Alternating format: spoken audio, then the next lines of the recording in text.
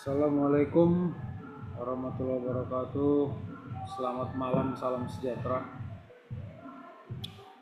Kesempatan ini Bapak atau kita akan coba membahas mengenai laporan magang ya. Pedoman penulisan laporan magang. Karena banyak mahasiswa yang tidak komplit ya mengikuti daripada pedoman penulisan laporan magang ini.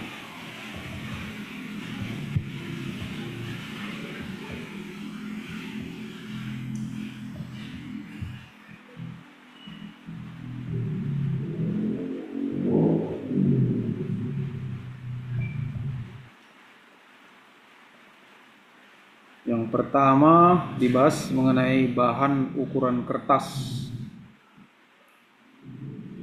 Kalau itu nggak ada masalah ya.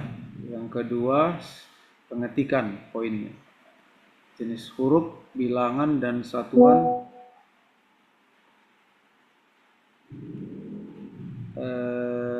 Jarak baris, batas tepi, format paragraf, permulaan kalimat ya.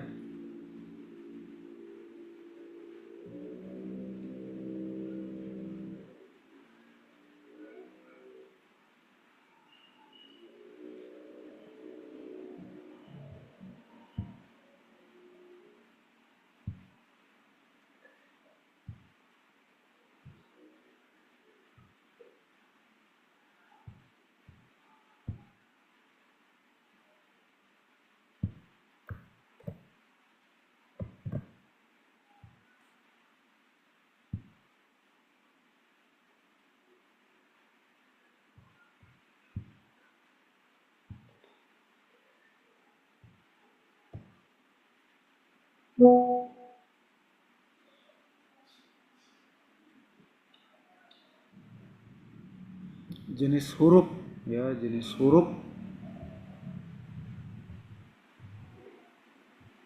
Jenis hurufnya Times New Roman.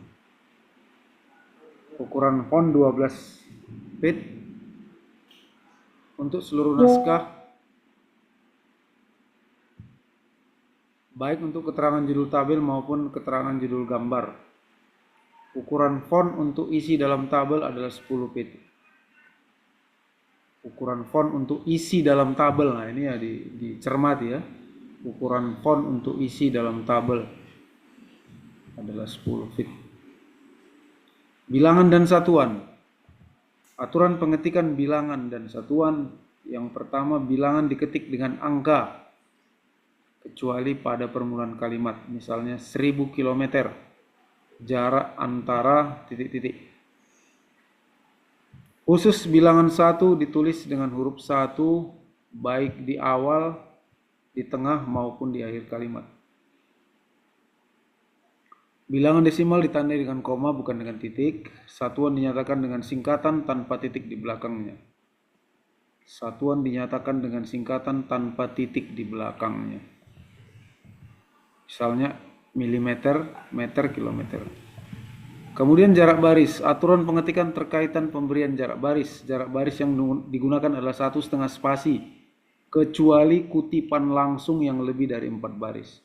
Bapak ulangi, jarak baris yang digunakan 1,5 spasi, kecuali kutipan langsung yang lebih dari 4 baris.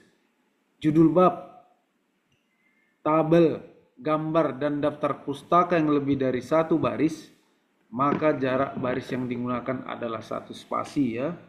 Bapak ulangi lagi, judul bab, tabel, gambar, dan daftar pustaka yang lebih dari 1 baris, maka jarak baris yang digunakan adalah 1 spasi. Nah, ini banyak kali yang melanggar ini. Ya kan? Jadi dicermati ya, dicermati gitu. Jadi bukan asal dibuat ataupun diciplak ya. Nah, itu. Contoh. Nah, ini spasinya 1,5, yang ini 1. Nah, ini kan Kalau lebih dari, ini kutipan, lebih dari 4 baris, maka spasinya, jarak spasi adalah 1.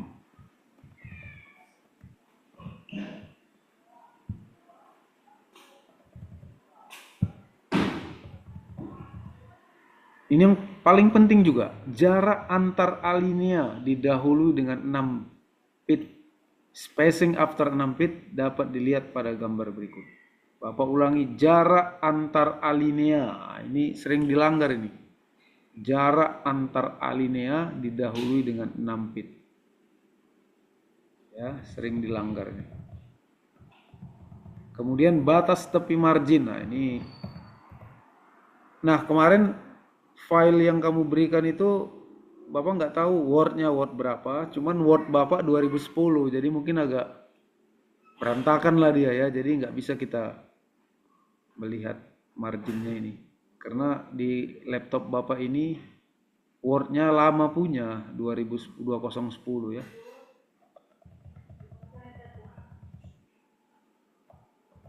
Format paragraf. Nah, penulisan paragraf menggunakan format Justify, rata tepi kiri dan kanan, kecuali pada persamaan rumus, tabel, gambar, dan subjudul. Berikut contoh format. Ya. Kecuali pada persamaan tabel, gambar, dan subjudul. Berikut contoh format paragraf Justify. Jadi rata kiri, rata kanan. Kemudian jarak antar alinea ini kan, nah ini 6 feet. Jadi nggak sama dia ya. Yang di sini dengan antar alinea ada sedikit perbedaan. Jadi nampak dia jarak antar alinea. Permulaan kalimat, huruf awal kalimat harus menggunakan huruf kapital. Khusus kalimat yang menggunakan bilangan, lambang, atau rumus matematika tidak boleh digunakan pada awal kalimat. Huruf awal harus menggunakan huruf kapital, khusus kalimat yang menggunakan bilangan, lambang, atau rumus tidak boleh digunakan. Jika terpaksa, ini teknik ya. Judul bab, judul subbab, judul anak subbab. Antara pengetikan judul bab, subbab, dan anak subbab, nomor bab ditulis dengan angka Arab, bab 1, 2, 3. Nomor bab dan judul bab diberi spasi 1,5. Nomor bab dan judul bab diberi spasi 1,5 feet. Ini diperhatikan ya, nomor bab dan judul bab. Nomor bab dan judul bab ditulis dengan huruf kapital dan tebal, dan diatur rata tengah dengan jarak 3 cm dari tepi atas tanpa diakhiri dengan titik. Nah, ini. Jadi rumit ya. Nah, ini sering dilewati gitu. Nomor bab dan judul bab ditulis dengan huruf kapital dan tebal. Dan diatur rata tengah center dengan jarak 3 cm tanpa diakhiri titik. Bentar ya, ada yang mau bergabung lagi.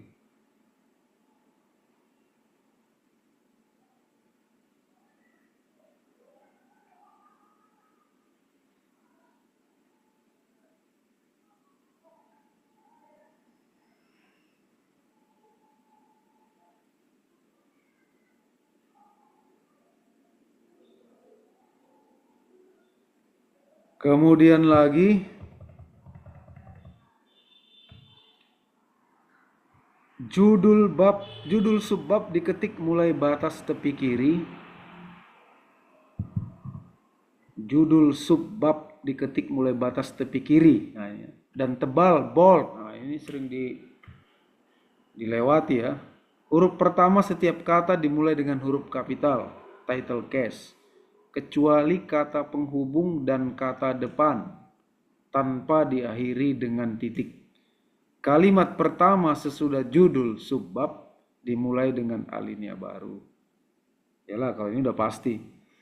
Judul anak subbab diketik mulai batas tepi kiri. Nah, ini sering dilewatin ini yang D sama E ini. Judul subbab mulai batas tepi kiri dan tebal sering dilewati. Judul anak subbab diketik mulai batas tepi kiri tapi tidak tebal.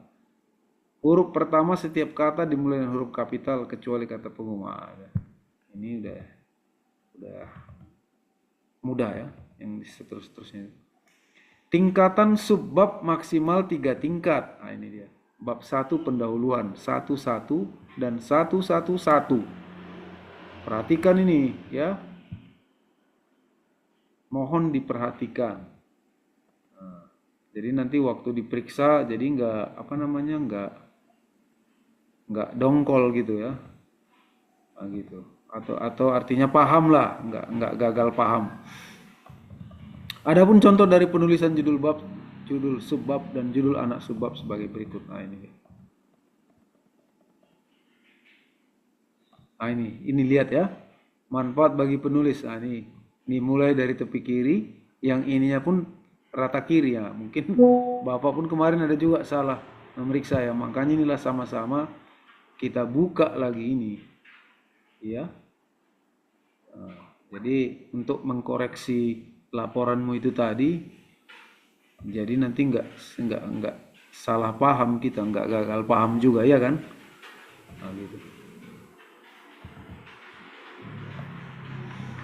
Jika pada penulisan naskah ada rincian harus disusun ke bawah, pakailah nomor urut dengan angka Arab. Jika pada penulisan naskah ada rincian harus disusun ke bawah, pakailah nomor urut dengan angka Arab atau huruf sesuai dengan derajat rincian. Contoh. Strategi dasar promosi dalam mengembangkan pariwisata Kota Palopo dan menggunakan taman sebagai berikut. A. Perkenalan baru 1. Nah, ini berarti rata kiri semua ya. Sepakat ya, rata kiri semua.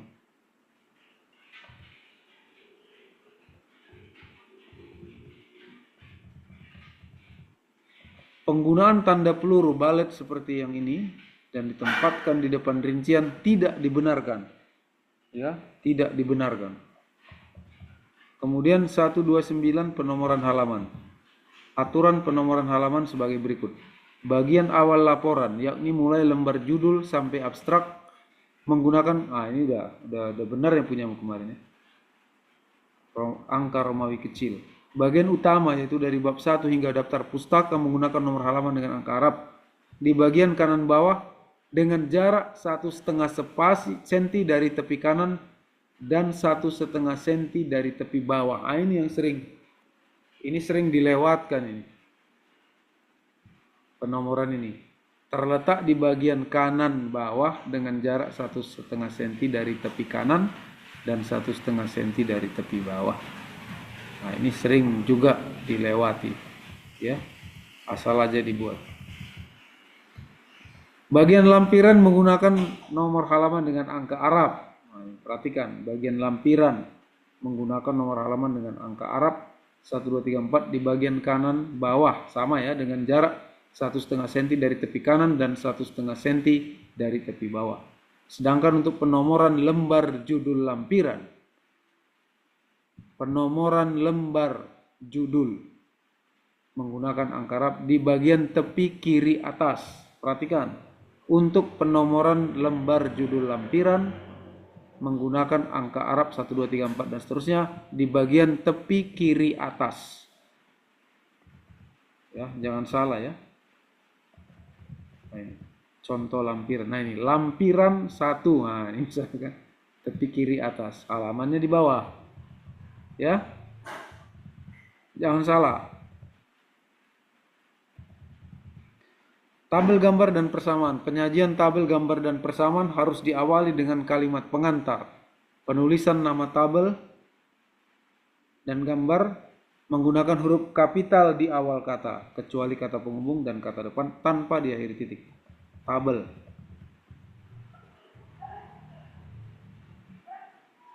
Tabel adalah alat efektif untuk menyajikan data terstruktur, khususnya ketika ada kebutuhan untuk menampilkan data dalam bentuk yang rinci dan terorganisir.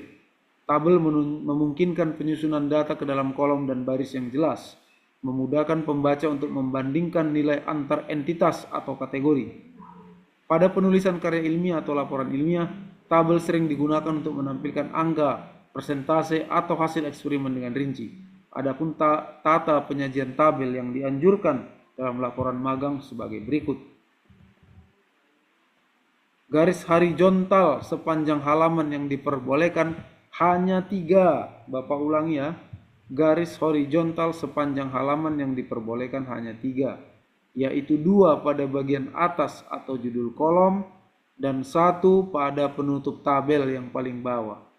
Garis vertikal tidak diperbolehkan. Bapak ulangi, garis vertikal tabel yang seperti ini tidak diperbolehkan.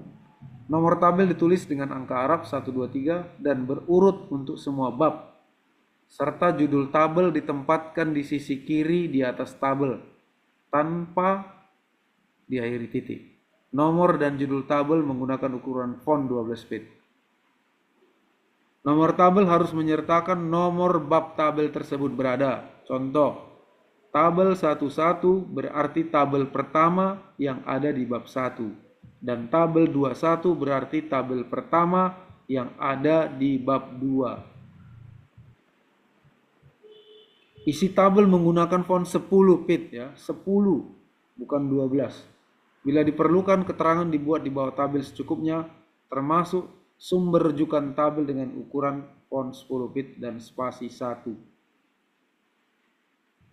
Ingat itu ya, keterangan di bawah tabel termasuk sumber rujukan dengan ukuran font 10 pit dan spasi 1. Ini contoh. Seperti ini tabel yang benar menurut laporan magang ini. Ya. Tabel tidak boleh dipenggal kecuali tidak mungkin diketik dalam satu halaman. Jika hal tersebut terjadi pada halaman tabel lanjutan, menggunakan nama kepala tabel dengan nomor urut yang berlanjut dengan menggunakan perintah row repeat as header. Pada halaman lanjutan tabel dicantumkan nomor tabel dan kata lanjutan tanpa judul.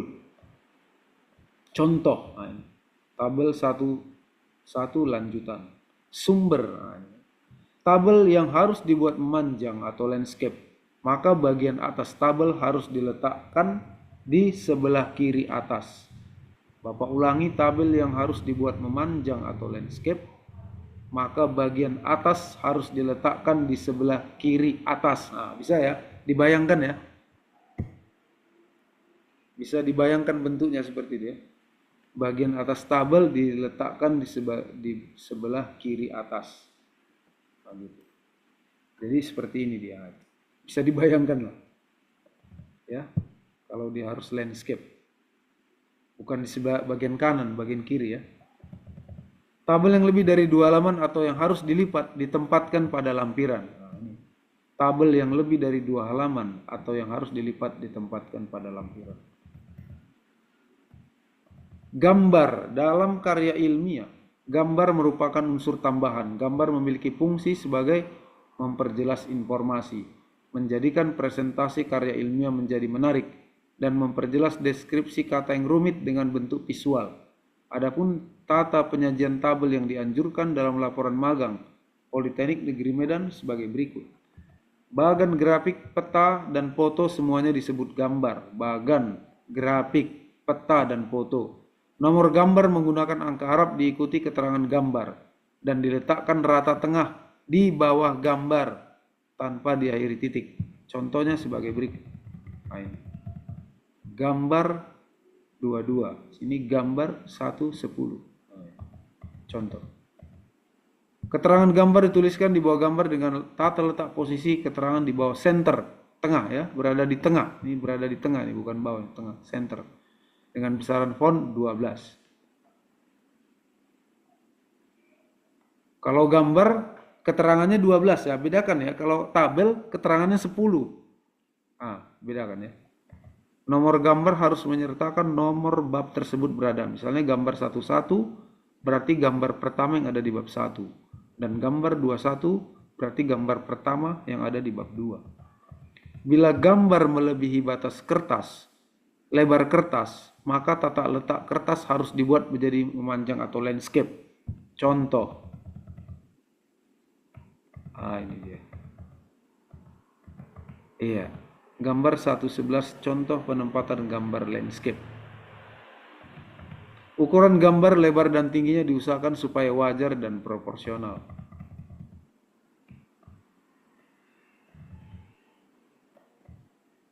Persamaan, nah ini kita nggak begitu penting ya. Kita lewati. Bahasa yang dipakai adalah bahasa Indonesia yang sesuai dengan pedoman umum ejaan bahasa Indonesia. Nah, di sini ada nanti penggunaan huruf kapital, penulisan tanda baca, titik, koma. Itu kalian baca di sini ya. Kalau di sini kurang lengkap di pedoman kita ini kalian download. Di sini ada lengkap sekali. Penggunaan huruf kapital, tanda baca, ya. Bentuk kalimat tidak boleh menampilkan sudut pandang orang pertama. Kalian itu ya orang pertama ya. Dan orang kedua, saya, aku, kami, kita, engkau. Tetapi subjek dibuat dalam bentuk pasif, penulis. Untuk kata ucapan terima kasih seperti pada kata pengantar, penggunaan kata saya diganti dengan kata penulis. Istilah-istilah dalam bahasa Indonesia. Jika harus memakai istilah bahasa asing, gunakan huruf miring. Nah, ini sering banyak sekali di sini. Yang katanya kalau Bapak tanya udah dibaca, udah. Nah, gitu. Cepat kali bilang udahnya. Nah, gitu. Tapi nggak dibuat sebagaimana pedoman ini. Kemudian cetak miring ya. Kemudian kata penghubung. Kata penghubung adalah kata yang digunakan untuk menghubungkan kata dengan kata, ungkapan dengan ungkapan, atau kalimat dengan kalimat. Kesalahan penggunaan kata penghubung yang sering terjadi, sehingga dan sedangkan, di mana tidak boleh dipakai memulai satu kalimat di awal kalimat. Penulisan awalan ke dan di khususnya dalam penulisan kata penghubung yang dipisah dan digabung.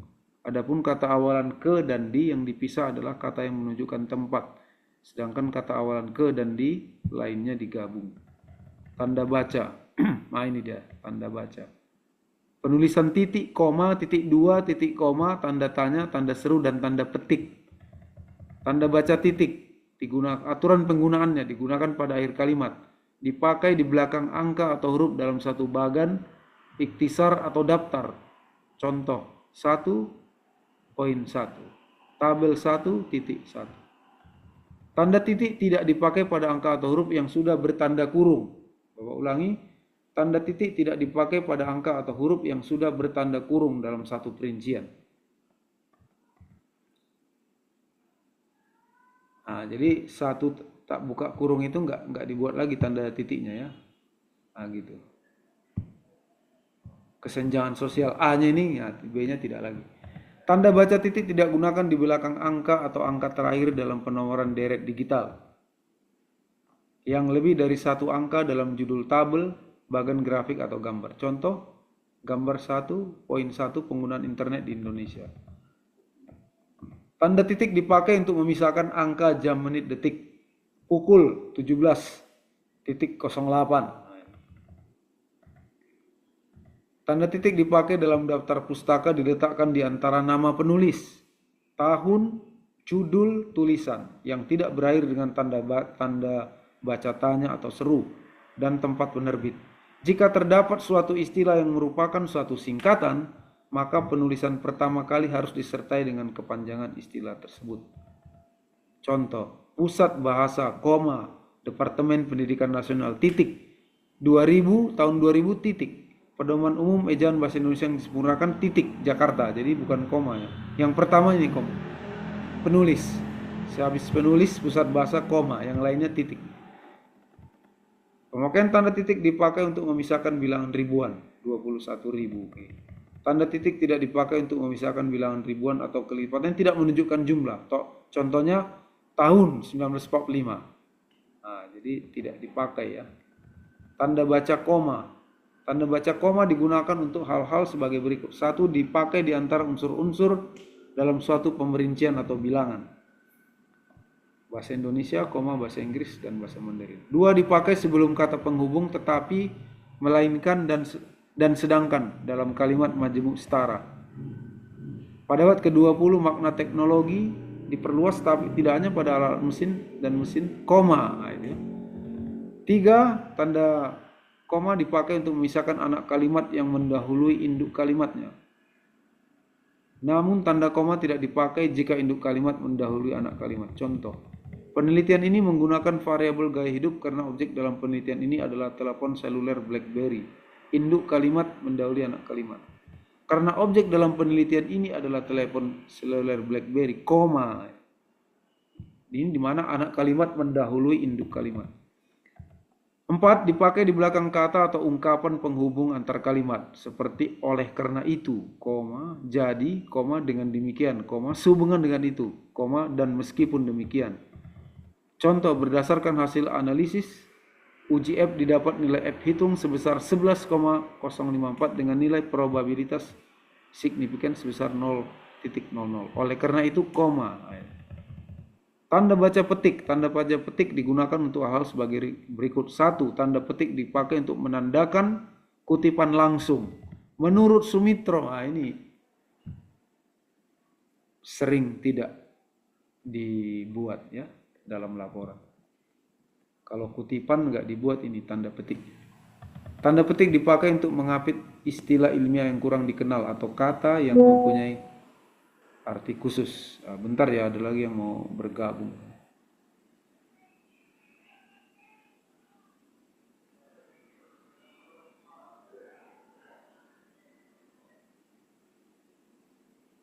Please join ya.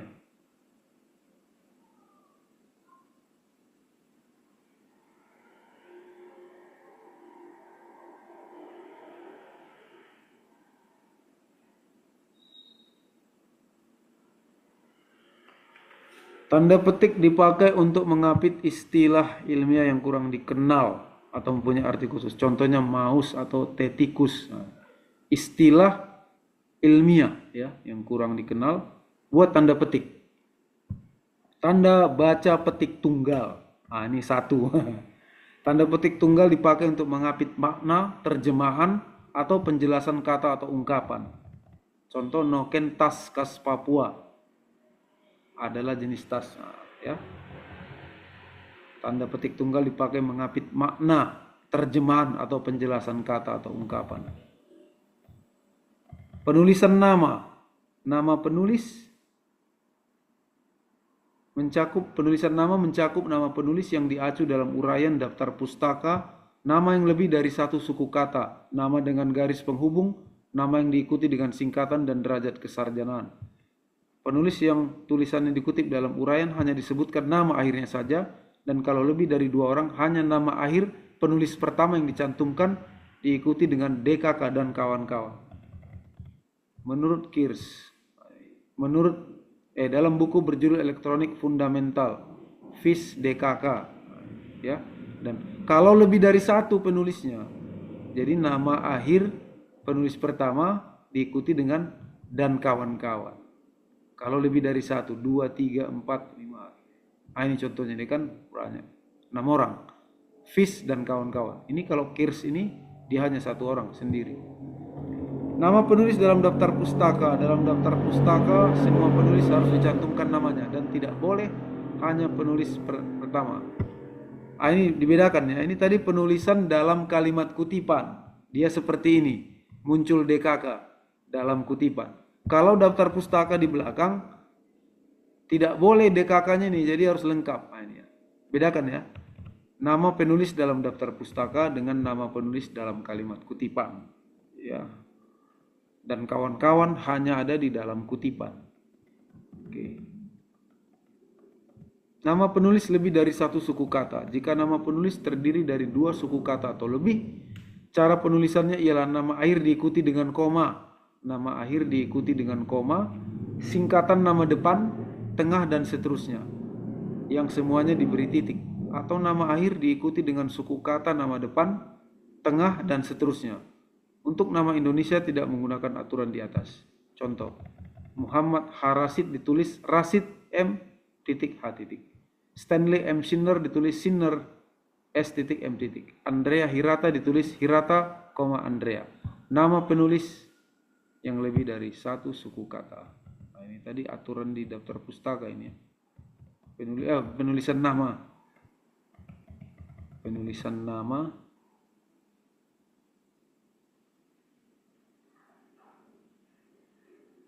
Ini nepernya di daftar pustaka ya. Rashid MH Steiner SM. Oke, kemudian nama yang diikuti dengan singkatan Mawardi AI ditulis Mawardi A titik I titik. William D. Ross Junior ditulis Ross Junior, W titik D titik. Nama dengan garis penghubung. Nah, ini contohnya Sulastin Sutrisno, derajat kesarjanaan. Derajat kesarjanaan tidak boleh dicantumkan dalam uraian. Kutipan, catatan kaki, dan istilah baru.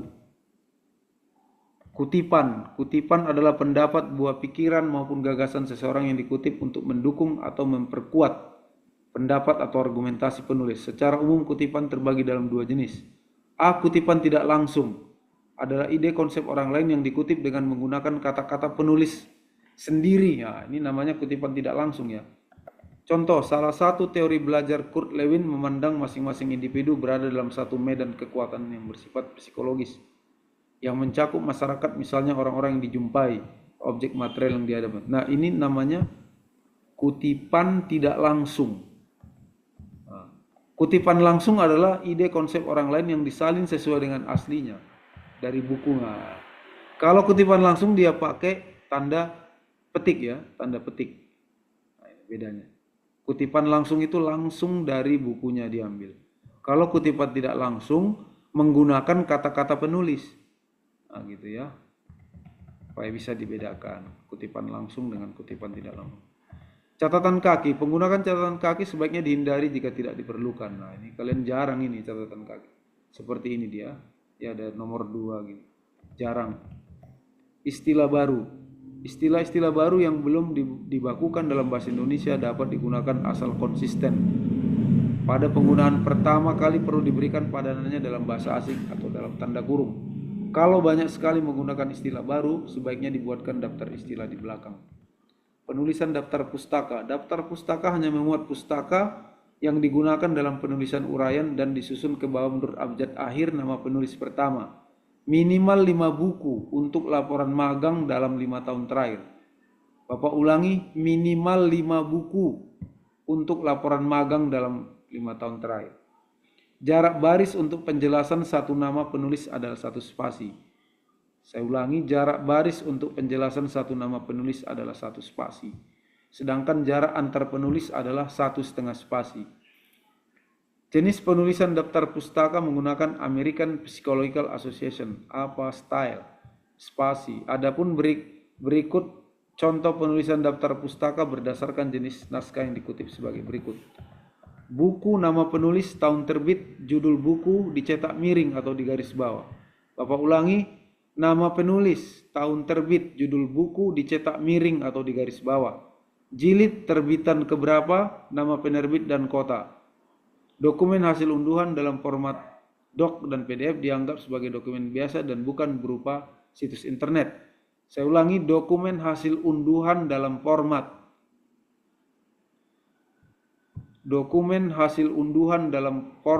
doc dan PDF dianggap sebagai dokumen biasa dan bukan berupa situs internet. Ya. Ini contoh Intan, Novia, 2021. Cara praktis. Nah, jadi judul bukunya ini ditulis cetak miring ya, judul bukunya. Yogyakarta penerbitnya, 2, penerbit dipublish. Majalah ilmiah dan jurnal, penulis artikel, judul artikel ditulis miring, italik. Contoh jurnal ditulis miring. Nah, ini. Japanese Idol in Transcultural Reception, The Case of Idol Group, AKB 48 Visual Post, a Journal. Ini dicetak miring ya. Situs internet yang ketiga, nama penulis, tahun, judul tulisan, alamat situs dan tanggal diakses. Nama penulis ya, Shaw J. Tahun 2003, judul tulisan, epidemiologi dan seterusnya. Alamat situs University Queensland Library A Reserve dan tanggal diakses 22 Desember 2016. Nah, ya.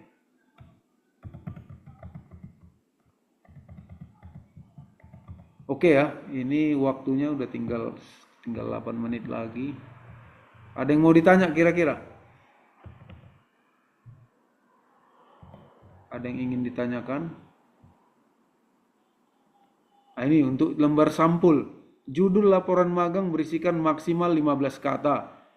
Jenis huruf Times New Roman ukuran font 14. Tebal, bold, spasi 1. Posisi letak berada di tengah dan ditulis dengan pola piramida terbalik. Ini banyak juga dilanggar ini ya. Judul laporan magang berisikan maksimal 15 kata. Jenis huruf Times New Roman 14. Tebal, spasi 1, posisi letak di tengah dan ditulis dengan pola piramida terbalik. Seperti ini ya kan, piramida terbalik. Lambang Politeknik Negeri Medan Polmed dituliskan berwarna dengan ukuran besar logo 5 cm x 5 cm. Ya, sering dilanggar ini. Dan posisi letak berada di tengah. Nama dan NIM ditulis dengan huruf Times New Roman ukuran 14. Tebal, spasi 1 dan posisi letak berada di tengah center. 14 ya, ukuran font. Nama prodi ditulis dengan huruf kapital, jenis huruf Times New Roman ukuran 14, tebal, spasi 1 dan posisi letak berada di tengah. Nama jurusan ditulis dengan huruf kapital, jenis huruf Times New Roman 14, tebal, spasi 1 dan posisi letak berada di tengah. Nama institusi ditulis dengan huruf kapital, huruf Times New Roman 14, tebal, spasi 1 dan posisi letak berada di tengah. Kota ditulis dengan huruf kapital, font 14, tebal, bold, spasi 1 dan berada di tengah. Tahun pengesahan laporan ditulis dengan huruf kapital, font New Roman 14, tebal, bold dan spasi 1 dan posisi letak center, di tengah center. Lembar judul berisi tulisan yang sama dengan lembar sampul depan. Lembar judul berisi tulisan yang sama dengan lembar sampul depan, dapat dilihat pada lampiran 1. Lembar pernyataan orisinalitas, oke, gak ada masalah. Lembar pengesahan, gak ada masalah. Kata pengantar. Ukuran font 14 ya, ingat nih, kata pengantar 14, Times New Roman, bold, spasi 1,5, letak center. Pada tulisan isi kata pengantar, ukuran fontnya 12. Nah, ini untuk judulnya kadang-kadang nggak dipakai yang 14 ini. Daftar isi, daftar tabel, bisa dipahami lah ini ya. Daftar tabel dibuat link, daftar gambar dibuat link. Perhatikan ini ya, daftar lampiran dibuat link. Daftar lampiran dibuat jika pada laporan magang terdapat lebih dari 3 lampiran.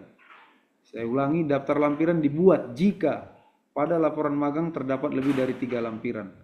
Dalam daftar lampiran tertera urutan nomor dan judul lampiran serta nomor halamannya. Bapak ulangi. Dalam daftar lampiran tertera urutan nomor dan judul lampiran serta nomor halaman.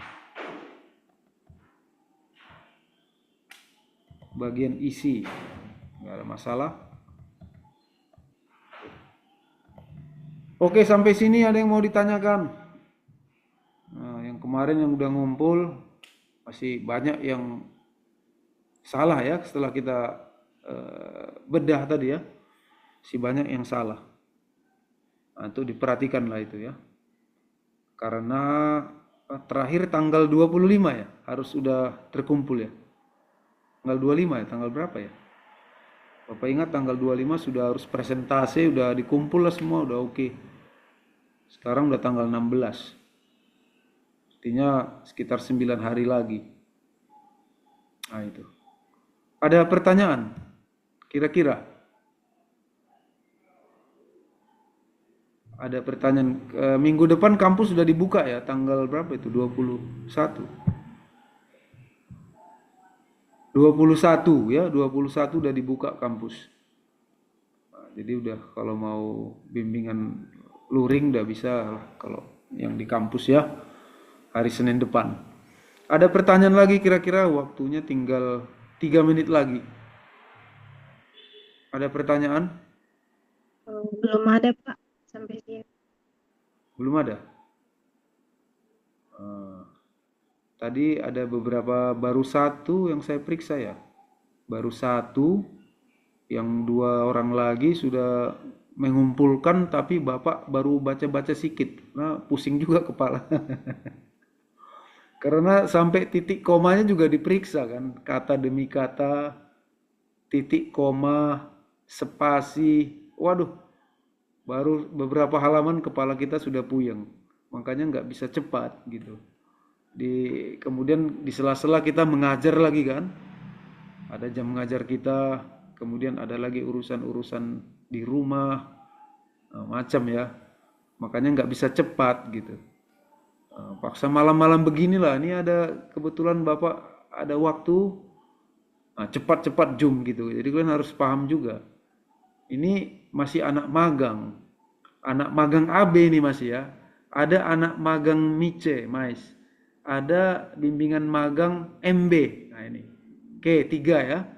Bimbingan magang AB, bimbingan magang MAIS, bimbingan magang MB. Selain ini ada lagi bimbingan skripsi MB, bimbingan skripsi MAIS. Nah, itu. Belum masuk lagi nanti bimbingan TA. Jadi kalian harus paham juga. Begitu banyaknya gitu kan di luar jam kerja kita mengajar dan pekerjaan sebagai kaprodi ya. Kemudian di rumah sebagai rumah tangga. Jadi harus paham ya. Jadi biasa itu nanti kalau sampai malam-malam, bahkan pernah sampai jam 12 malam Bapak telepon mahasiswanya. Kalau nanti sudah mendekati hari H itu bisa terjadi. Bapak cuman punya waktu untuk kamu jam 12 malam Bapak bilang. Kebetulan mahasiswanya oke pula ya kan. Nah gitu. Bimbinganlah kami jam 12 sampai jam 1 melalui Zoom ya kan. Nah, gitu. Karena banyak yang dibimbing ini. Bisa nanti mencapai kali ini aja anak AB 5, tambah MB 3, MAIS 3. 11 untuk magang, 11 untuk magang. Belum lagi untuk skripsi. Jadi bisa dipahami sempitnya waktu itu kan. Nah gitu.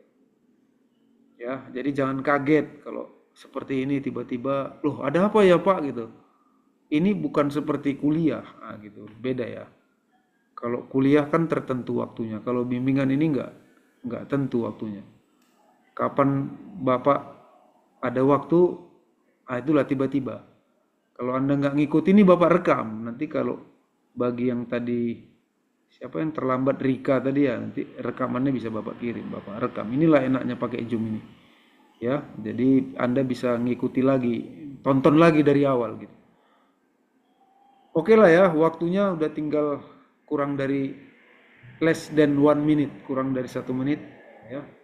Oke lah, terima kasih atas perhatiannya. Semoga ada manfaatnya dan semoga dilaksanakan gitu ya. Enggak cuman cerita-cerita aja.